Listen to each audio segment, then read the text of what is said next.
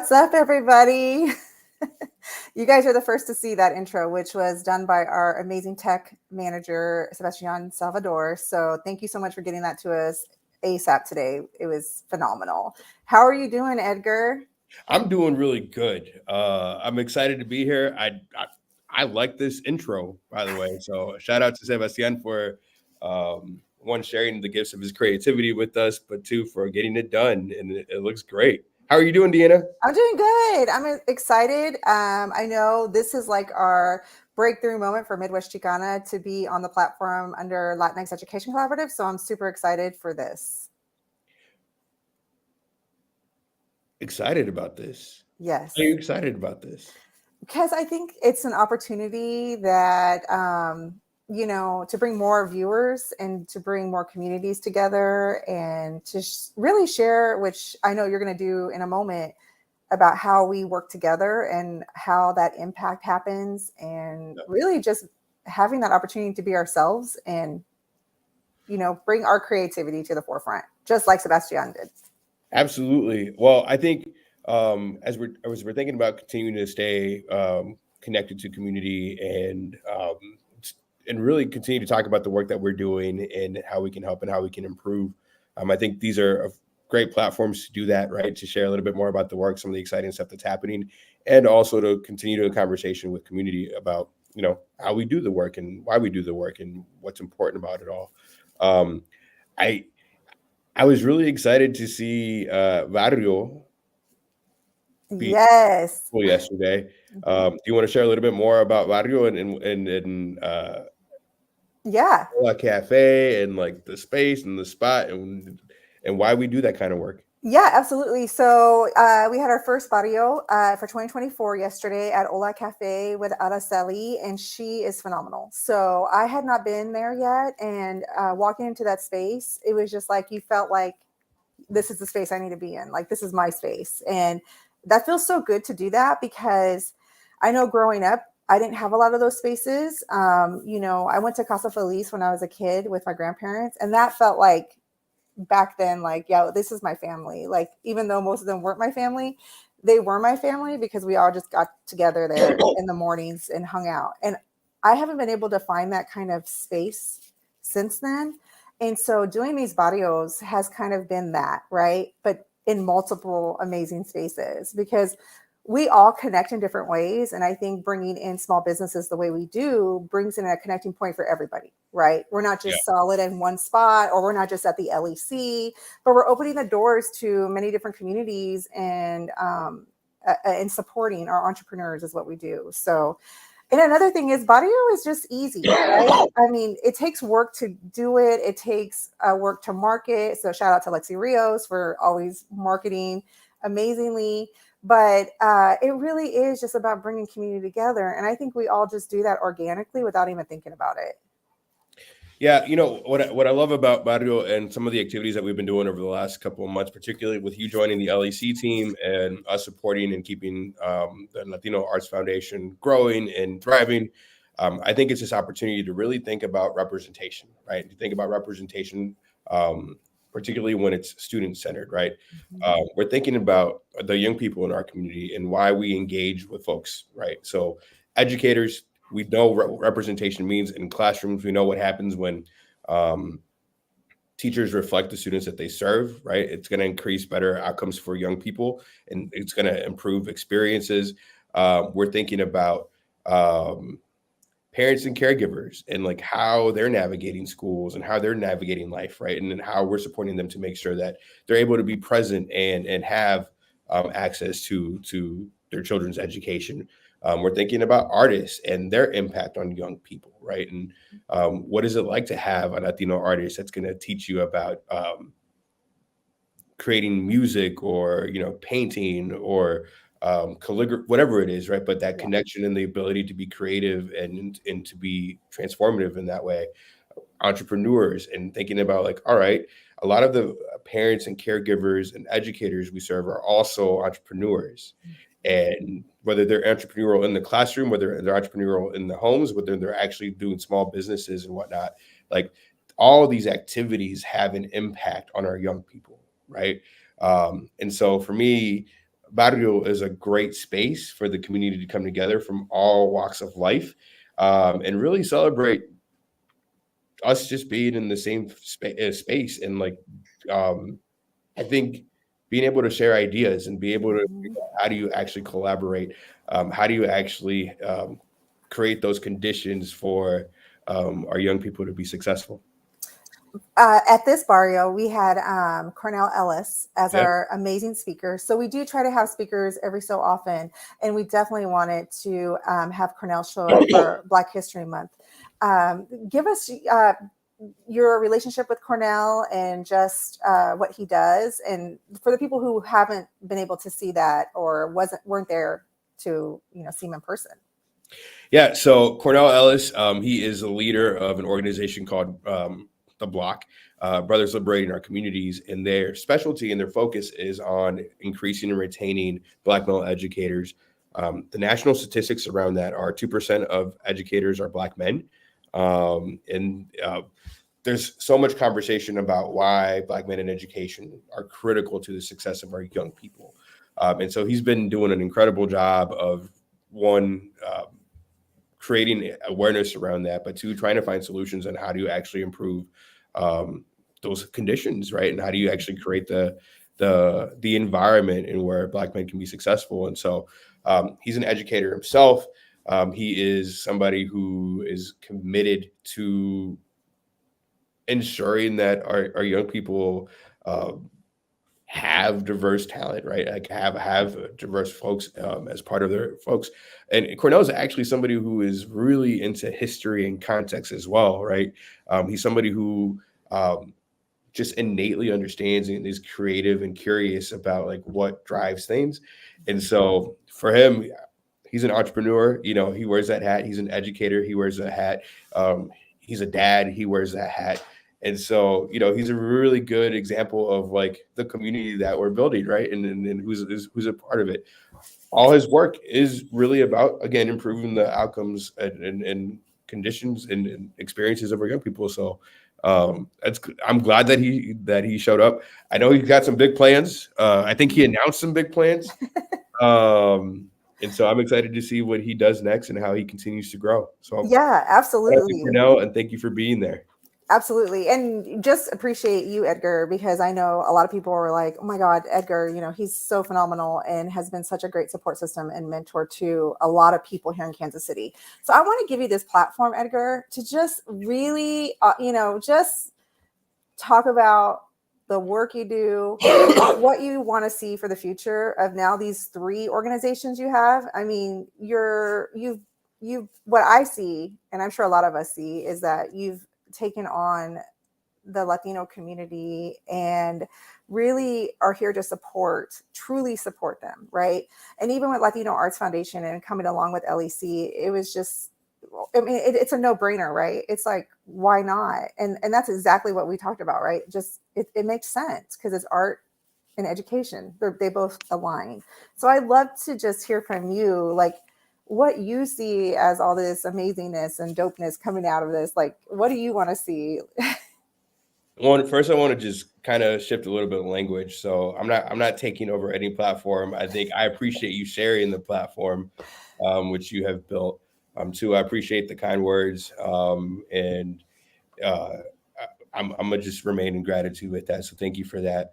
Um, I genuinely believe in the power of our community, and I think with organizations like the LEC and Revolución Educativa Rebed and LAF, um, I think it's important that like organizations exist that are thinking about our future and they're thinking about our young people and the opportunities that they're going to have and the possibilities that they can access, right? To me, like the undercurrent for me is representation, right? Um, and I think a lot of our community is sometimes excluded from these spaces. A lot of our community are courageous and show up in these spaces and in some ways are dehumanized, right? Um, I think that's also part of being in community, right? Like we're also building community organizations, and sometimes we don't get it right, Mhm. right? And so figuring out how to like stay in that tension, and stay in this idea of like ultimately the work itself and the mission and the goal is important. Um, how we get there is a negotiation, and how we get there is like learning and being in community and listening and hearing the great things, hearing the not so great things, and figuring out how we're moving forward. Because at the end of the day, like it is that tension that allows for the growth, and it is that tension that like we all share, right? We all walk into spaces where we may not feel like we belong. We all walk into spaces where we may not necessarily know what we're doing or how we're going to do it, but like we show up anyways. um, what I appreciate about the organizations, one, we have incredible leaders, right, that are leading the organizations, right? You know, we have Susana, we have you, we have Christy, we have Yvonne, we have Lexi, Sebastian, and Luis. I'm sure I'm missing somebody somewhere along the way. Trisha, you know, there we go. Bertha. Right? You know, like we have incredible folks that are a part of this and have you know, shared a part of their journey with us, and I think that that's really cool. So for me, you asked me about the future of our community. I'm excited that we help co-create that future, right? And I think it's one where our identity is what empowers us, right? Mhm. Um, that's not just, and again, I know this, right? All Latinos are not the same. We transcend race, we transcend language, we transcend nationality, all these things, right? And so there's more to us than just being Latino, but I think being Latino is such a unifying force, Mhm. and there's so much that we align with as a community, which I'm excited about. I'm also starting to see a couple of things within our community that I just like energize me, right? I'm starting to see more collaboration Mhm. amongst organizations. I'm starting to see people lean into more tension and conversations. I'm starting to people see unified and showing up to places like City Hall and you know advocating for things. I'm starting to see people just like do these things, and I'm sure they've been done in the past, but like I think things ebb and flow, right? And it feels like we're in a resurgence here. We attended the city's State of the City, uh, Mhm. Kansas City State of the City address on um, this week, and Mayor Lucas was talking about how Kansas City is on fire, Mhm. right? How this community, in a good way, not Yeah, only not literally. right, not literally, but like in a great way. And so for me, the future, hopefully, is that Kansas City continues to be on fire, but that more people within our community actually have access to that. Absolutely. And I love the fact that they brought in a Paseo senior Right. who dreams are to become an entrepreneur in creative writing.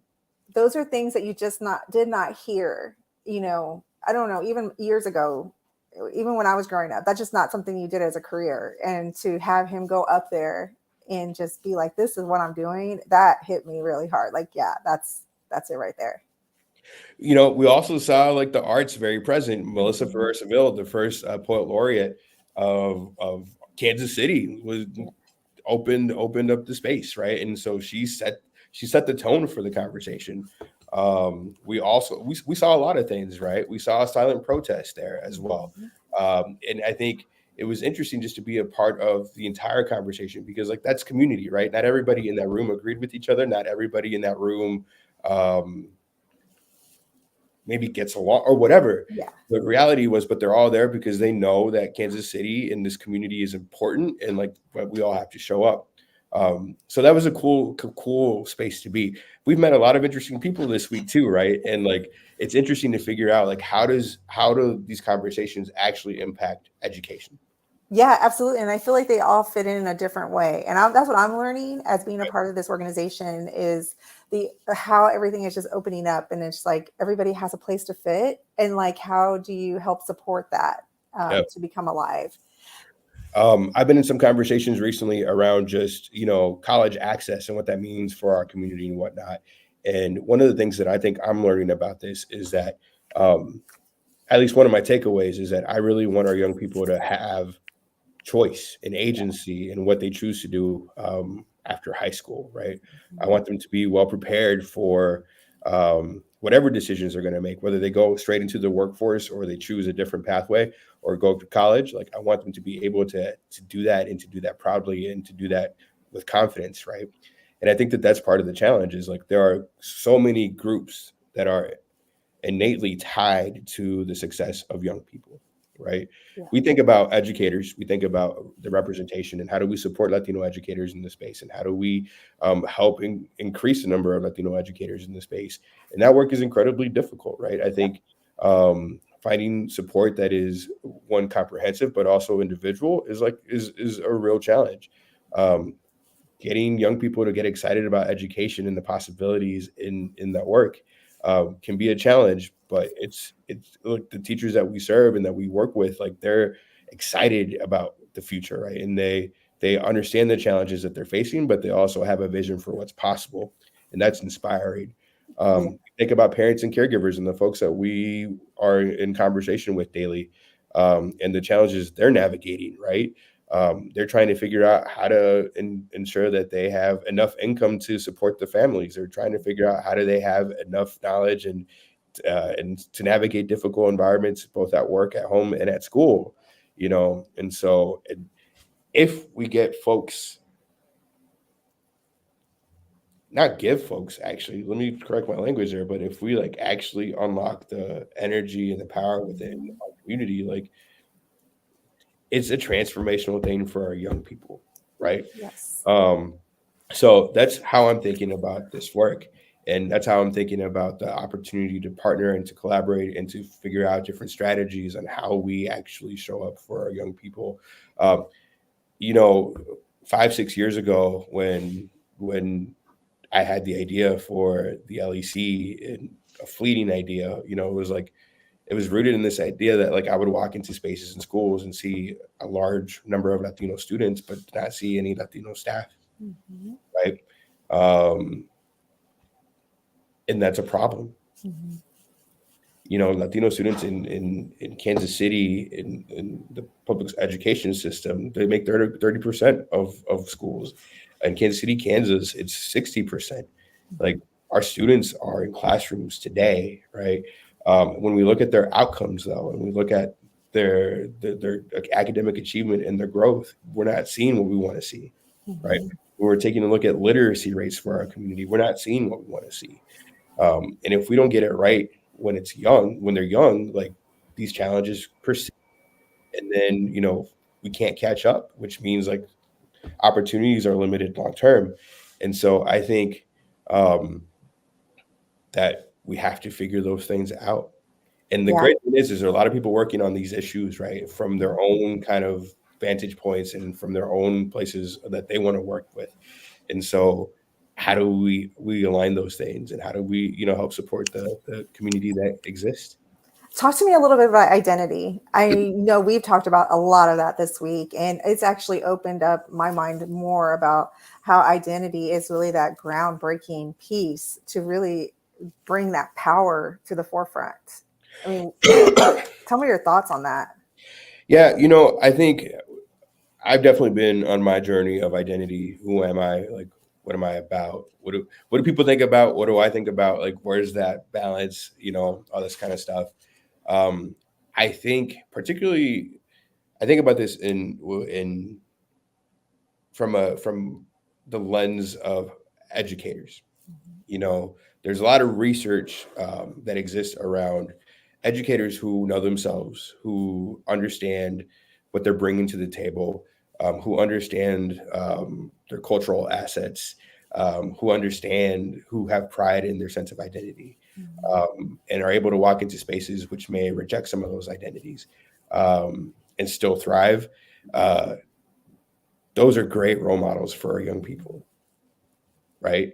And so if we can help instill pride in your identity in some way, shape, or form, or if we can help you unlock your identity, or if we can help you like go on that journey to question and to Mhm. think and to like that makes a world of a difference for our young people. Because if you walk into a classroom or into a school, or heck, if you go into um, a city meeting or you go into a funder meeting or and you know who you are, and you bring that confidence and with that with you, like it changes things. It's a Mhm. transformative energy. And so and it's also important to understand that particularly Latino identity is complex, right?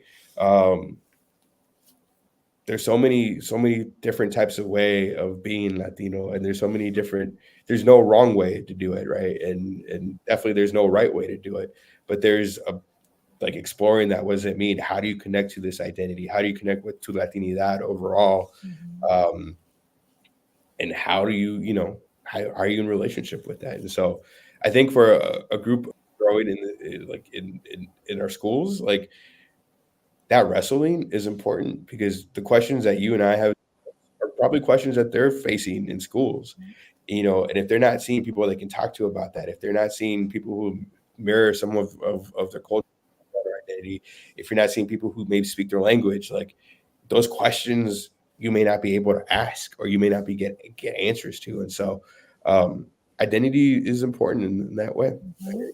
It's at the foundation of the work we do.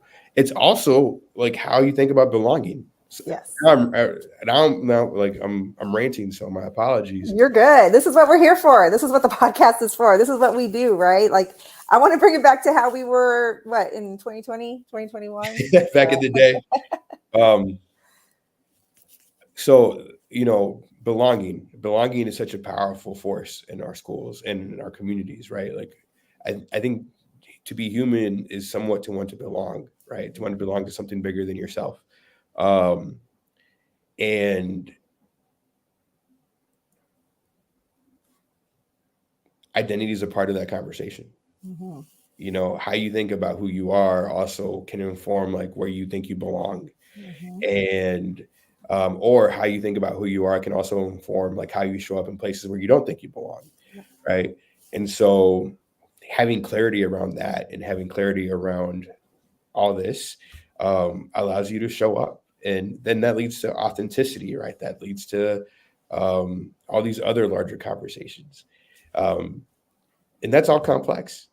So It is. And I think just even sitting here right now, look, I got tattoos.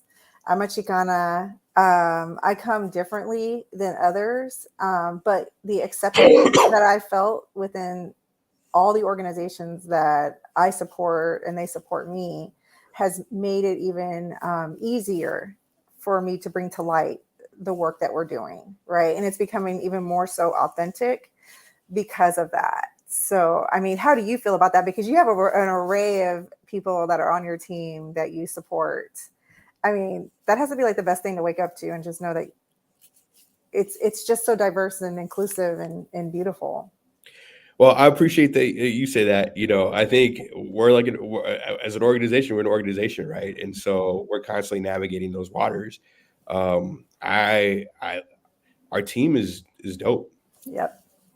absolutely. I think we have incredible people who are also strong people in general, right? They are Yeah, strong people that are committed to a cause, and um, they are willing to show up in that way, right? yeah, Um, and I think I'm learning and trying to get better at this idea of, like, what does actually support mean for folks, right? What is it?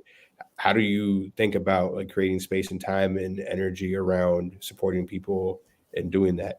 And that's something that I'm working on, right? hmm, And understanding, like, what people need, and figuring out the individualization of that, and, like, people need different things and at different times, and trying to be more present and thoughtful around that, I think, is a journey, right? yeah, Because it also ties to, like, well, we got stuff to do, and yeah. we got things to get done, and we have commitments that we have to keep, and so there's some compassion and grace, and then there's Mhm. also of this. It's tension, right? And I don't know if there's any way to overcome it. So Yeah. my learnings are around, like, with anything, is like tension and intention. There's growth, Hmm. and I also have people on people on the team are love to hold people accountable, and Hey, you're human, right? And I think that's the most amazing thing, that you're not just like, oh, this is all butterflies and amazingness and unicorns. Because I mean, we don't show up that way. We don't show up that way ever, right? I mean, I like try not to use ever or not, because like we may show up those ways, I guess. depending on who's looking. Like there's people with different perspectives, and I think that that's important too, right? Like feedback. I think about feedback, and I think about how we do our work, right? Like feedback is feedback, and Yes. so we also have to figure out like what we do with it and how we show up, and like is it feedback that we receive and accept? Is feedback that we don't accept? Like how do we incorporate it? How do we not incorporate it? How do we like? So it's we're talking about really complicated issues, right? That drive the work that and I say they're complicated. They may not be complicated to other people. They're definitely complicated for me. So I'm speaking from my own kind of experience. And yet it's worth it, right? Because if we can learn how to wrestle with these things, then we can show up for others differently. And we can figure out, how to be good humans along the way. Absolutely. So with this podcast, the audio is going to be coming, and it's going to be our team members, Lexi, Sebastian, Yvonne, and Luis, and myself.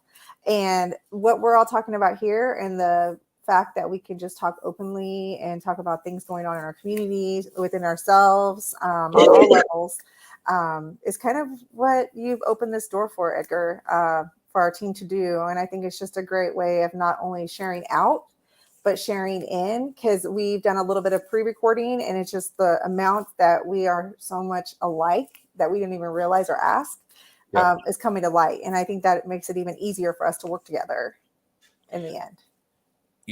I want to acknowledge one thing. We get some feedback around like, oh, y'all are super active on social media. Like, is that all you do? And I think it can be a fair criticism sometimes, because like we are active on social media. Like that is part of our strategy, right? And I think fundamentally, one thing that I think about from social perspectives and this kind of content and why it's important is because there are also very few spaces for Latinos to have a platform, and for educators to have a platform, and to be able to go on. Now they can do it themselves. There's nothing stopping people from like doing their own things. Totally cool. But the reality is like we get also feedback that people feel invisible sometimes. Yeah, absolutely. Like, people sometimes aren't seen or aren't heard. And so how do we elevate representation, right? How do we elevate awesome educators? How do we elevate awesome artists? How do we elevate the people doing the work? And like, because what I've also learned is that there are people outside our community watching us. Absolutely.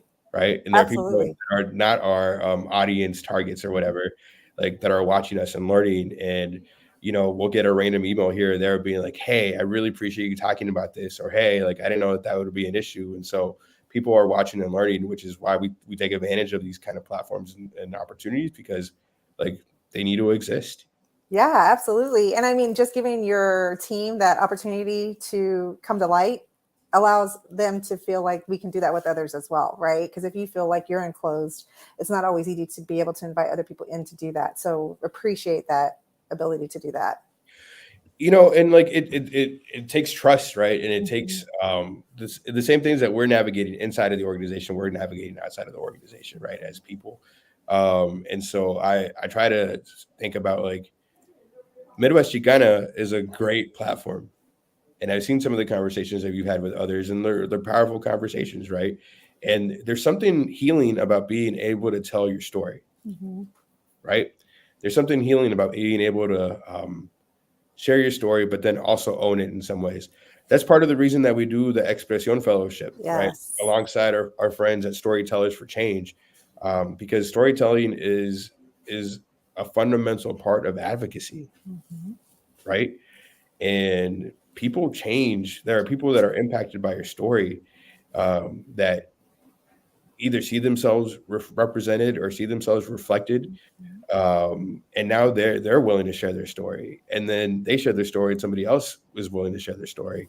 And so Midwest Chicana and some of the other shows that we do, um, they're designed to do that, right? It's maybe there's an idea, there's some wisdom, there's some connection or belonging that occurs that allows others to show up differently in the spaces that they're in. And I think that's transformative work. Mhm. uh, it could look like fun and games, Yeah. right? It doesn't mean that we can't have fun. It doesn't mean that we can't do these things, but it also is like, and you're also having reactions to, because there's some things that Right. like you and I actually have had this over the last couple of weeks. There's some things that you and I just disagree on, right? Yes. Yes. We're just like flat out yes. And we're like, yeah, we're like, nah, I don't know, but I think that that's also cool because like we've also figured out how to like work through like agreement in some ways, right? And the only way to do that is for you to have courage to say like, this is, I disagree with you, and for me to have courage to say like, I disagree with you, and then for us to come together and be like, cool, we disagree on this, like what do we agree on, or Yes. like what is important here, or like can I listen to you and like understand where your perspective is, and maybe I shift my opinion, or maybe you shift your opinion. Yeah. Or we just find a way to make it better, like, Right. which we have done on some topics. Like, it's like both not really, but then we got here and it was just like uplifting. So that's the cool thing about it, right? And we're also just growing and trying to figure out how to get better. And Yeah. sometimes growth doesn't look like adding more people to the team or adding more programs. Sometimes growth is just like getting better at the stuff that we do, right? Absolutely. Or sometimes growing is also knowing that there's some stuff that we shouldn't be doing. Like, Yeah. you know, some innovations and some ideas maybe didn't work. Mhm. And so I think that's kind of where we are. And so I'm going to put you on the spot though, and I'm going to say that, you know, there's a point where you didn't want to do the Midwest Chicana podcast a couple Yeah. of weeks ago. Yeah. And I think that falls in line with identity. And I don't think I could have said that into our conversation this week, of really understanding what that is. Right. And I think I have a lot of work to do on my own identity and knowing that I can show up fully as myself, and the people around me trust me. Um, and they know who I am and they want me to show up that way. Yeah. Like, they're not saying, hey, hide your tattoos. Hey, don't talk about this. Like, everyone has been so supportive. And I think that has opened the doors to others who may have felt like me to be like, yo, thank you. Like, you made me feel good about showing up. Yeah. I'll have to share a story. Like, my daughter Penelope, she rushed for the first time, right? And I think for me, that's something that, you know, in my wildest dreams, would I ever imagine myself or even my kid rushing? Like, I don't even think that was in our vocabulary, right? And to hear how the experience was and the beautifulness of sisterhood that she experienced that, and it's a Latina sorority on top of it, which is even more phenomenal. She's never really had a community. And I feel like, and this is so crazy, she's doing better in college than she ever did in high school.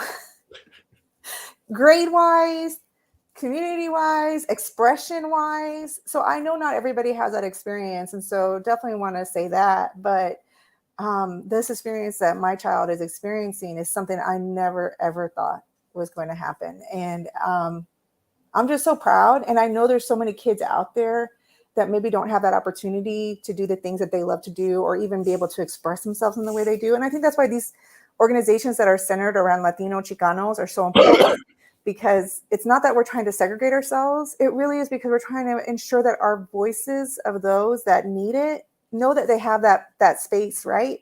Just even a space, just even coming into the LEC feels like home to a lot of people. Yeah. I got asked yesterday. It was towards the end of the day. It was like, why are you only doing this for Latinos? Really? You got to ask that question. Yeah, Okay. yeah. So it's interesting you brought that up, and I know that there are team members on our team who have like been in other meetings, and they get asked a similar question, right? Like, why do you need to focus on this? Like, we should be thinking about all kids, and we should be thinking about, and you know, I think fundamentally, like,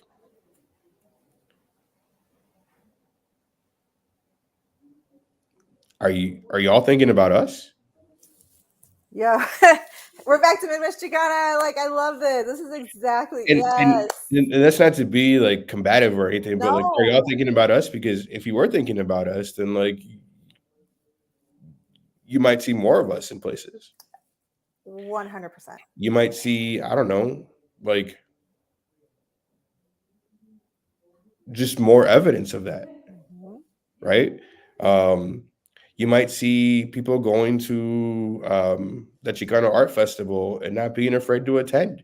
You might Absolutely. you might see, I don't know, people say like, you know what, I really don't understand how to do this language access work, but like we have questions and we want to make it better, and so you might reach out to other people, right? Mhm. You might like so there's so many ways where like on that question around like why are you just doing it for this group of people, my I've learned to ask the question like, well, have you considered us? Yeah. How many times do you hear the fact that I was the only Latino Chicano in the room? I mean, like we're still in spaces, Yeah.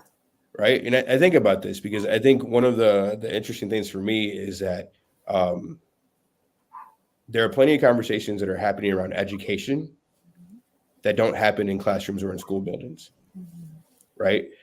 And we're missing educator voice, we're missing administrator voice, but educators and administrators are doing the day-to-day work, right? They're Mhm. in the buildings, they're doing the hard work, and they're showing up. And so there are conversations out there that are happening that just don't include them in some ways and shape. And so I think this is like the power of advocacy, and this is why I think community is important, because community is responsible as well for education, and the community is responsible as well for supporting educators, and community is responsible as well for supporting others, right?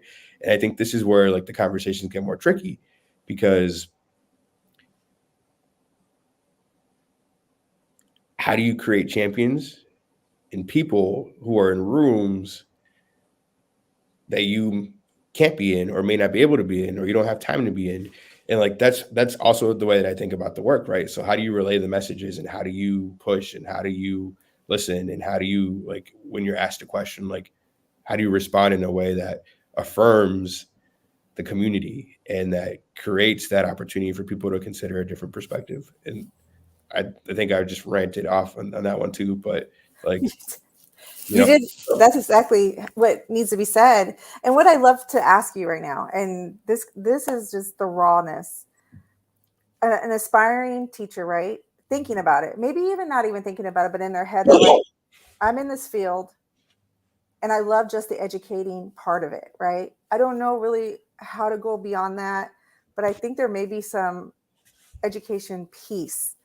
What do you as LEC, us as LEC, do when we find somebody like that? yeah. So that's a really great question. I think I'm learning some language around what we do, right? Because like some language escapes me. So I think there's a version of an intake that we do, right?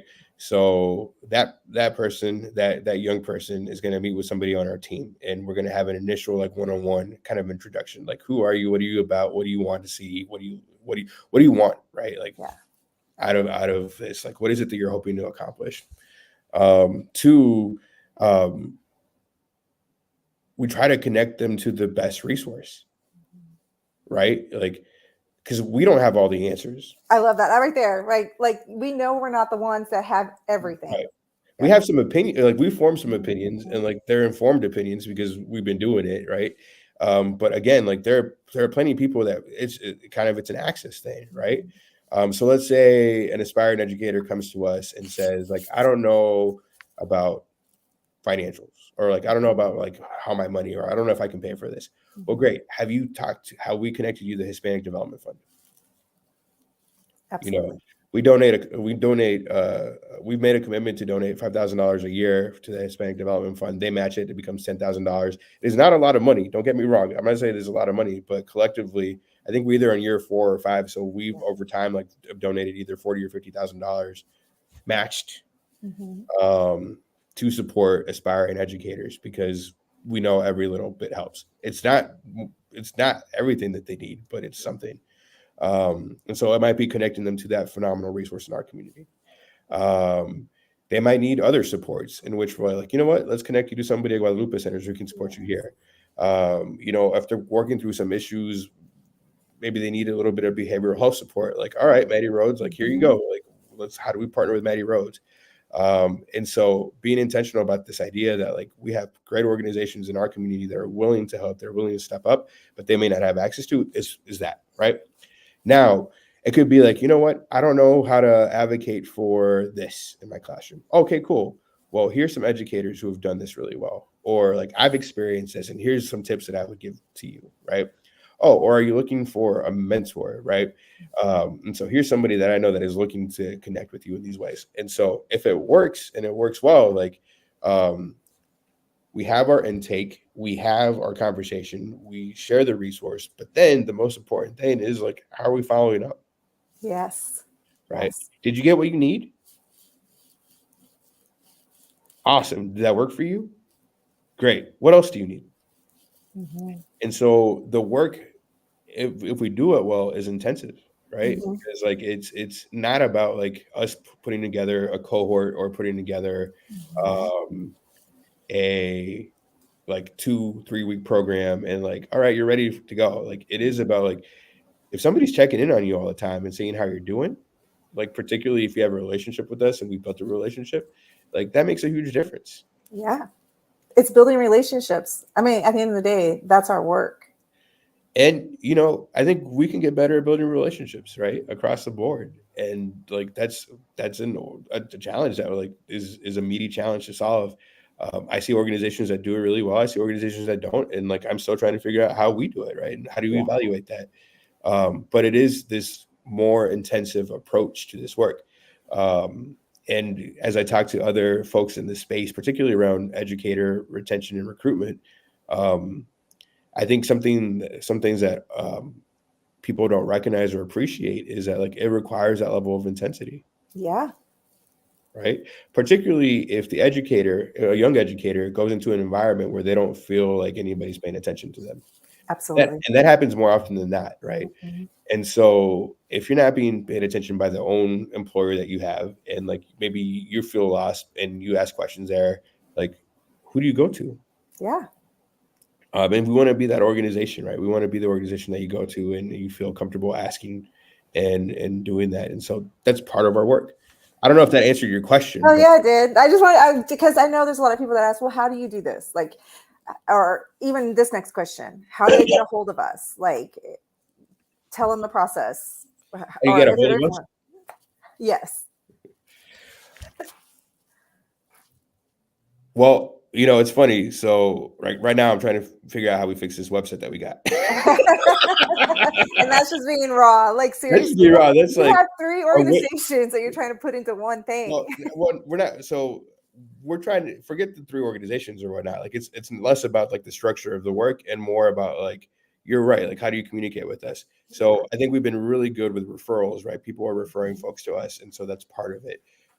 You can actually sign up through some of our links and whatnot, and so I get to witness the people that are signing up, and then I forward them to the right person, and then I follow up with folks and saying like, hey, did you follow up with this person? Yada yada yada. And so there's some level of accountability there that we've implemented.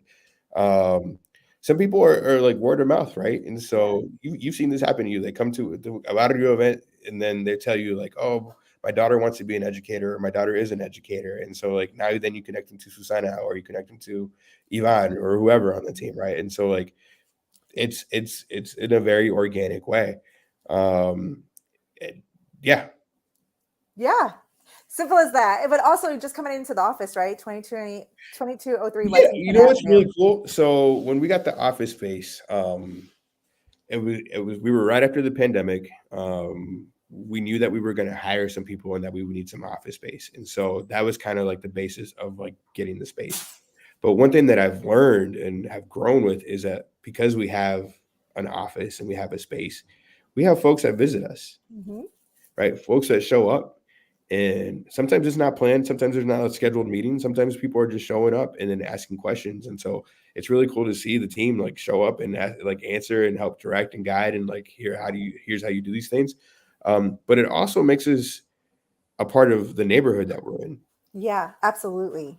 Right. And so We're situated at 2203 Lexington Avenue in Kansas City, Missouri. We're part of the historic Northeast, and we are in the Pendleton Heights neighborhood. And so um, there's additional responsibilities and commitments that we have as neighbors that like are maybe outside of our scope of work, right? Like here's what we do, but we also have a responsibility because we also know that like there are young people in our neighborhood that like we know we want to support.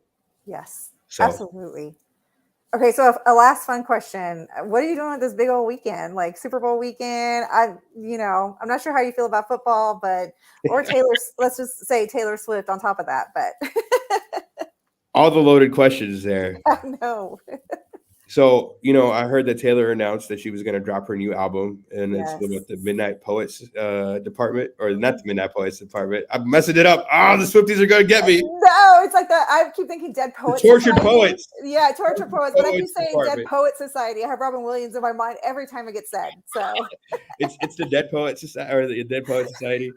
Um, so and I think I heard she won album of the year. yeah, And so I think she's incredibly successful, and I've also read articles where she's brought in what $300+ million. So like I think that's a win for everybody. And then I heard that Kelsey's jersey is like skyrocketing. It was number 4 last time I saw it and whatnot. So that's a win for Travis and the Chiefs. And so like it's incredible when folks like Taylor see the awesomeness of Kansas City and hmm can appreciate that and also fall in love with it maybe. yeah, Um, and support it. this is, our 4th Super Bowl, right? And Yeah, so I don't think the 49ers are going to win, yeah, I honestly. know. I think that the Chiefs kind of have it in the bag, and I'll be surprised if they don't do it. So, and actually, I don't have a lot of qualms that they won't. Yeah. Um, I'm excited to see some friends in Las Vegas, and they're having a good time already. Oh my God, that's amazing. Hopefully they got to go to that bar. We went to that bar when we're in Vegas, the Yeah. Chiefs bar. It's so amazing.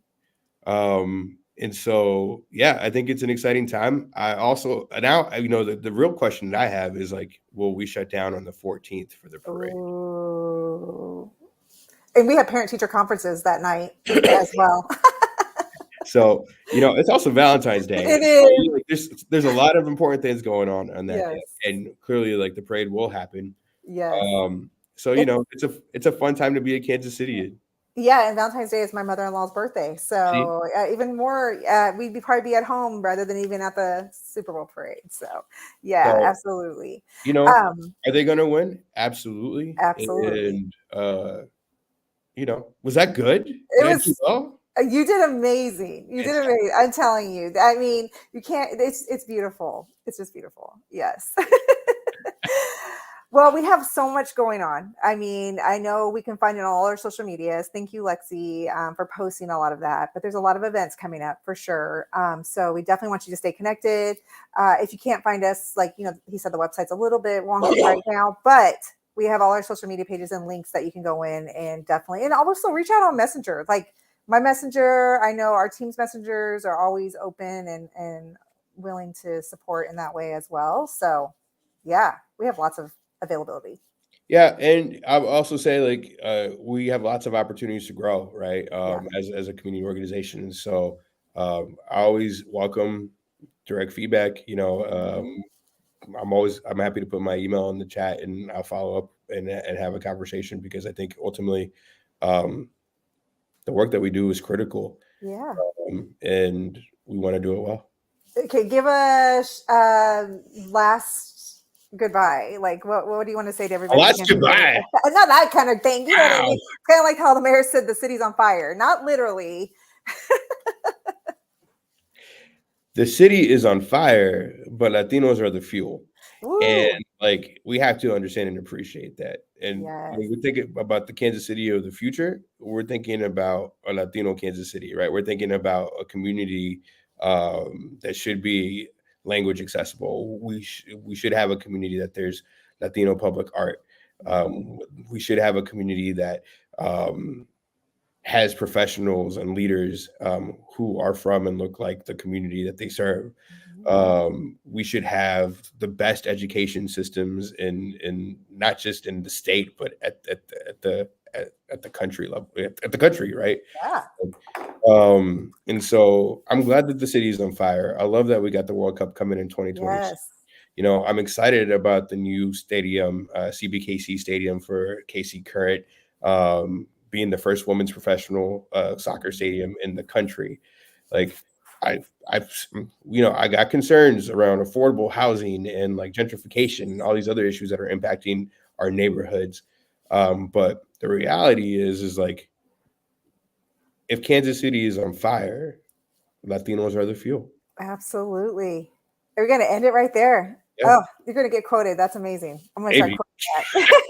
quoting that. Well, thank you all so much. This was the initial Midwest Chicana podcast in person. So a lot of the others is going to be audio, but we're going to get back to in person as well. So Edgar, thank you so much. Like you're phenomenal. And I appreciate it.